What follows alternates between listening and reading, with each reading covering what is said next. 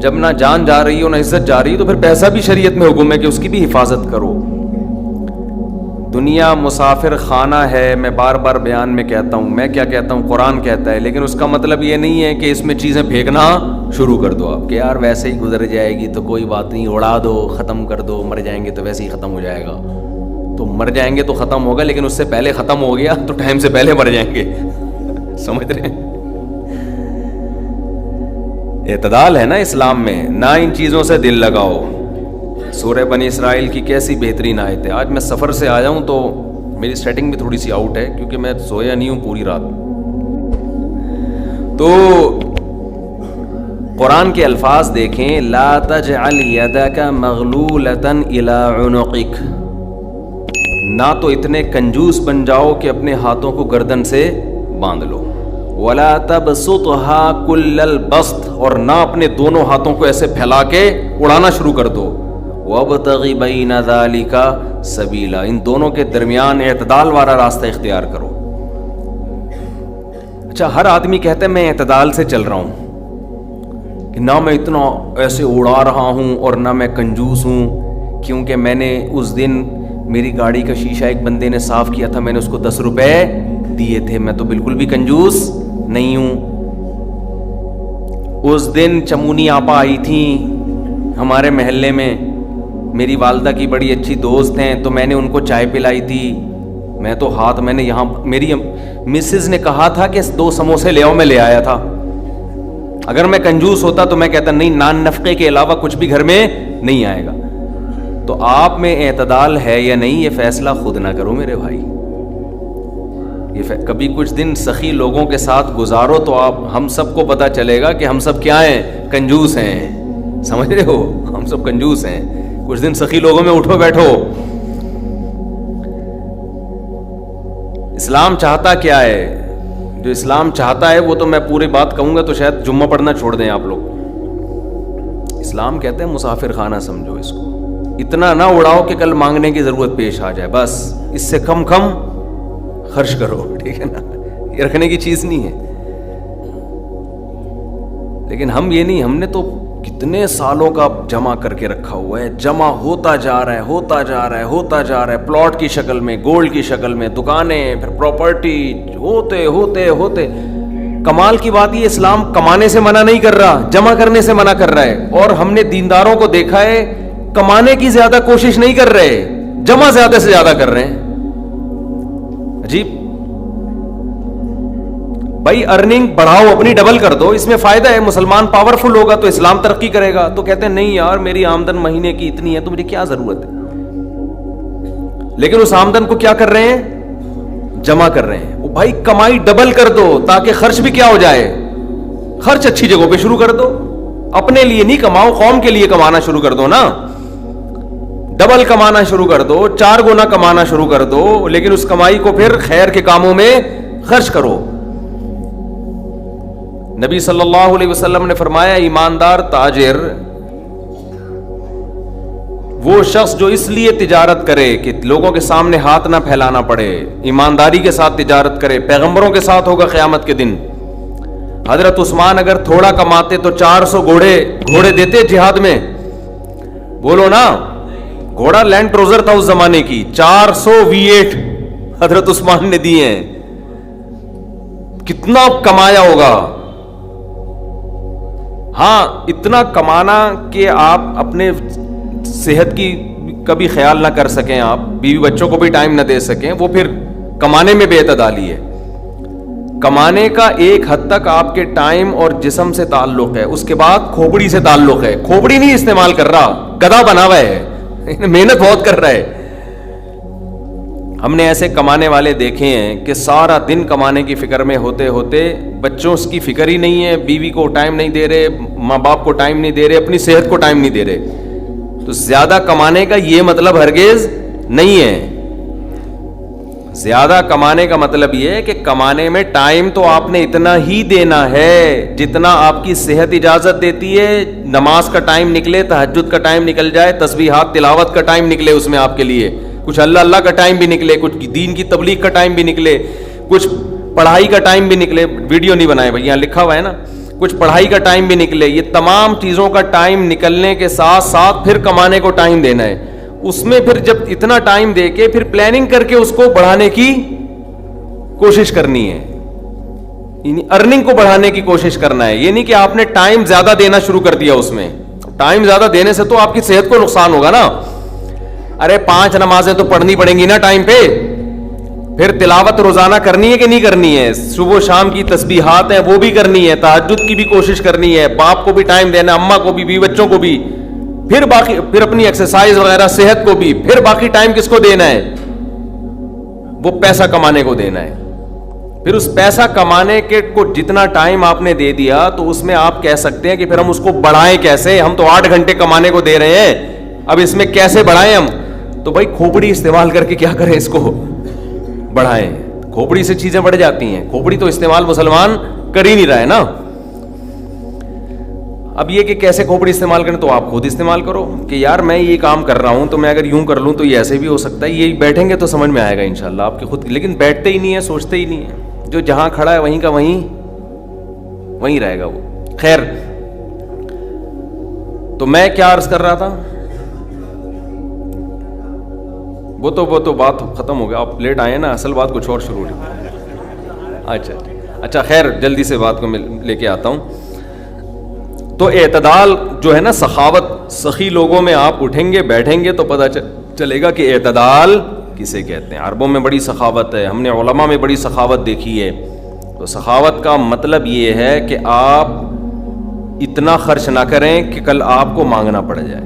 اس کا علماء نے ایک معیار بیان کیا ہے, وہ خوب اچھی طرح سمجھ لیں, وہ بڑا زبردست معیار ہے کہ اپنے اور اپنے بیوی بچوں کے لیے 1 سال کا ذخیرہ کر لیں پیسوں کا, چاہے وہ گولڈ کی شکل میں ہو یا کرنسی کی شکل, بہتر ہے گولڈ کی شکل میں ہو. آج اگر آپ جاب لیس ہوتے ہیں تو 1 سال تک اگر آپ کو جاب نہ بھی ملے تو آپ نے جو پیسہ اسٹور کیا ہوا ہے اس سے اسی معیار کی زندگی اپنے گھر والوں کو دے سکتے ہیں جو اب تک دیتے آئے ہیں. اور یہ 1 سال آپ کے پاس جاب تلاش کرنے کا یا کاروبار دوبارہ سے اٹھانے کا آپ کے پاس موقع ہے. 1 سال سے زیادہ کی پھر کوئی انتہا نہیں ہے. لوگ کیا کرتے ہیں, جمع کر رہے ہیں کہ کل اگر جاب چلی گئی, کل اگر کاروبار ٹھپ ہو گیا تو بھائی کل کیا, پھر تو خبر تک کا رکھو سنبھال کے, وہ تو پھر ٹینشن سے ہی دنیا سے جاؤ گے. تو کچھ اللہ پہ توکل کرو نا اس معاملے میں. اللہ ہمارے بس میں یہ تھا, 1 سال ایک خاص مقدار ہوتی ہے, اس میں چاروں موسم آ جاتے ہیں. بھائی کاروبار آپ کا نہیں چلا, سردی میں نہیں چلا تو ہو سکتا ہے گرمی میں چل جائے, خزاں میں چل جائے, بہار میں چل جائے, تو کبھی نہ کبھی تو چلے گا. نہیں چلا تو پھر اللہ نہیں چلانا چاہتا, بس اسی میں اللہ کرے بیٹھ کے. جو آدمی اللہ پہ اعتماد توکل نہیں کرتا وہ تو کبھی زندگی میں سکون میں آ ہی نہیں سکتا ہے. تو 1 سال کا اسٹور کر لیں آپ. اور بہت اللہ نے پیسہ دیا ہے تو بچوں کے لیے ایک پراپرٹی لے کے ڈال دی, پلاٹ 2-4 لے کے ڈال دی. مرنے کے بعد بچے بالکل روڈ پہ نہ آ جائیں, بس باقی کیا کرو, کھاؤ کھلاؤ. ٹھیک ہے, کیا کریں. ایک لطیفہ سنا دوں, ہمارے ایک دوست نے بھیجا تھا بڑا زبردست قسم کا. ہمارے ایک دوست ہیں لاہور میں, انہوں نے کسی کا لطیفہ بھیجا, لیکن لطیفہ بڑا سبق آموز ہے. وہ ایک آدمی گیا گوشت کی دکان پہ, شاید آپ لوگوں نے بھی سنا ہو, اور کہنے لگا کہ 1 کلو گوشت دے دو. اتنے میں ایک بندہ آیا, یہ آدمی لینڈ کروزر میں گیا نا, بڑی VIP گاڑی میں, مالدار آدمی ہے. گوشت کتنا لے رہا ہے, 1 کلو. دوسرا آدمی آیا, اس نے کہا بھائی 10 کلو گوشت دے دے, چانپیں بھی اور دل بھی, کلیجی بھی, پٹ کا گوشت الگ, بکرے کی الگ نکال, فلانے الگ نکال. بڑے بھائی وہ کسائی اس کو چھوڑ کر اس کے پیچھے لگ گیا نا, کہ اس کو پہلے گوشت بنا کے دیا. یہ جو 1 کلو والا تھا نا, 1 کلو والا, اس کو غصہ آیا کہ یار اس کو تو 10 کلو دے رہا ہے کم بخت, 10 کلو والے کو پہلے دے رہا ہے. اس نے کہا بھائی اس کا آرڈر بڑا ہے, وہ پرانا کسٹمر ہے ہمارا. اس نے کہا یار اس کے پاس اتنا پیسہ کہاں سے آیا کہ اتنا ویسے گوشت لے کے جا رہا ہے. اس نے کہا بات یہ ہے کہ اس کی 4 بیویاں ہیں. اس کی کتنی بیویاں ہیں, 4 بیوی, چاروں بیوہ ہیں. اور یہ چاروں بیویاں کسی مالدار آدمی کی بیویاں تھیں جو ان کے لیے بہت پیسہ چھوڑ کے گئے اپنی بیویوں کے لیے. اس مالدار نے کھایا کم اور بچایا بولو زیادہ. اب بچانے میں زندگی گزر گئی اس کی, تو ظاہر ہے کھانا نصیب نہیں ہوا, مر گیا. وہ مر گیا جب میں نے اس اسٹائل سے کہا نا, تو مجھے وہی یاد آ گیا لڈن جعفری, اللہ مر گئے پھر دوبارہ زندہ ہو گیا, کچھ اسٹائل اچھا تھا. تو بچایا نہیں, اور بچا کے مر گیا. اب ظاہر ہے بیوی جو تھی ان کو پیسہ مل گیا ٹھیک ٹھاک, اب ان کے پاس پیسہ ہے, بندہ مارکیٹ سے شارٹ ہے. عورت کو ظاہر ہے پیسے کے ساتھ شوہر بھی تو چاہیے نا, اس میں بھی ڈیزائرز ہیں, اس کو بھی ضرورت ہے میاں کی. تو یہ غریب کا جذبہ تھا 4 شادیاں کرنے کا نا, تو یہ کرتا چلا گیا. پرانے والے کا سارا پیسہ کس کے پاس آ گیا, اب یہ بیوی کے خرچے پہ کھا رہا ہے, یہ بچا نہیں رہا, ظاہر ہے عورت کا پیسہ ہے. تو یہ دوسرے کے پیسے پر ان کی بیویوں سے شادی بھی کی ہوئی ہے, اور اس دوسرے کے پیسے پر کھا بھی رہا ہے. اس لیے یہ 10 کلو گوشت لے کے جاتا ہے, سمجھ رہے ہو. اس نے فوراً کہا میرے لیے بھی 10 کلو بنا دے, میں نہیں چاہتا میرے مرنے کے بعد میرا ہوا بچا پیسہ کوئی اور بے غیرت استعمال کرے, معذرت کے ساتھ. ابے پہلے خود تو کھاؤ. اس وقت جو تمہاری حاضر سروس بیوی ہے, بولو تم جب تک میری بیوی ہو تو کھاؤ, ٹھیک ہے نا, تم بھی کھاؤ میں بھی کھاؤں گا. مر گئے تو بھائی وہ اس کے لیے نکاح کا دروازہ, اور جب ہمارے بیانات چل رہے ہیں تو یہ تو اور دروازہ کھل گیا ہے. پہلے تو بیوہ کو رشتہ ہی نہیں ملتا تھا نا, اب تو بہت سی بیوہ ایسی مارکیٹ میں آ گئی ہیں, پیسہ بہت ہے, بندہ نہیں ہے, ہم اپنے خرچے پہ شادی کرنے کے لیے تیار ہیں, کوئی شریف آدمی مل جائے ہمیں. اب تو ایسی بیوہ بہت آ گئی ہیں مارکیٹ میں کہ جی پیسہ ہمارے میاں بہت چھوڑ کے گیا, بندہ نہیں ہے. تو میں نہیں کہہ رہا آپ بیوی کے لیے پیسہ نہ بچائیں, لیکن یہ دماغ میں رکھیں کوئی بغیرت آپ کے پیسے پہ آپ کی بیوی کے ساتھ زندگی گزارے گا, خرچہ آپ کا ہوگا, آپ اس کو پیسہ دے کے جا رہے. تو اعتدال اس چیز میں ضروری ہے. ایسے لاوارث نہ چھوڑو اپنے بیوی بچوں کو, لیکن اعتدال, اتنا بھی نہ دو کہ ہری ہری سوجنا شروع ہو. بچوں کے لیے بھی بناؤ کچھ. خیر, کہاں سے کہاں بات چلی گئی یار, تو جلدی سے بات کو سمیٹتا ہوں, کیا کروں, پھر گھوم پھر کے ادھر ادھر دائیں بائیں جانے لگتے ہیں. تو یہ میں ان لوگوں کے لیے یہ لطیفہ ہے جو بہت زیادہ بچانے کی فکر کرتے ہیں. میں کہتا ہوں نا, آپ اپنی اولاد کے لیے بچا رہے ہو, اپنی اولاد کے لیے بچا رہے ہو, کھا نہیں رہے, نہ خرچ کر رہے ہو بچوں کے, تو بچے پھر جب بچوں کے پاس آئے گا تو وہ اپنے بچوں کی فکر میں بچائیں گے. تو آپ بھی تو خود کسی کے بچے ہو نا, آپ کھاؤ, بولو مجھے اپنے ابا کے بچوں کی فکر ہے, میرے ابا نے میرے لیے چھوڑا تھا, میرے بچوں کے لیے تھوڑی چھوڑا تھا. اور اگر آپ کے ابا نے آپ کے بجائے آپ کے بچوں کے لیے چھوڑا تھا, تو آپ کے ابا تو بڑے بیوقوف تھے, کیونکہ بچوں کے لیے بھی اس لیے چھوڑا کہ وہ اپنے بچوں کے لیے چھوڑے. پھر تو کھائے گا کون پھر اس کو بیٹھ کے. بات یہ کہ اللہ پہ اعتماد اور توکل بالکل ختم. یہ بھول گئے ہیں کہ جب انسان دنیا میں آتا ہے تو صرف پیٹ نہیں لے کے آتا, 2 ٹانگیں 2 ہاتھ کمانے کے لیے لے کے بھی آتا ہے. آپ کا بچہ اپاہج ہے تو سمجھ میں آتی ہے بات, 2 ہاتھ 2 ٹانگیں, تو بھائی جیسے آپ نے کمایا وہ بھی کمائے گا انشاءاللہ. جب آپ پیدا ہوئے تھے خدا نے آپ کی ماں کی چھاتیوں میں آپ کے لیے رزق پیدا کیا تھا, آپ کا بچہ پیدا ہوا تو اس کی ماں کی چھاتیوں میں بھی خدا نے رزق پیدا کیا ہے. تو اس کا مطلب رزق بچہ لے کر آ رہا ہے. تو فکر کرو اعتدال کے ساتھ, اس کو سروں پہ مسلط نہ کرو,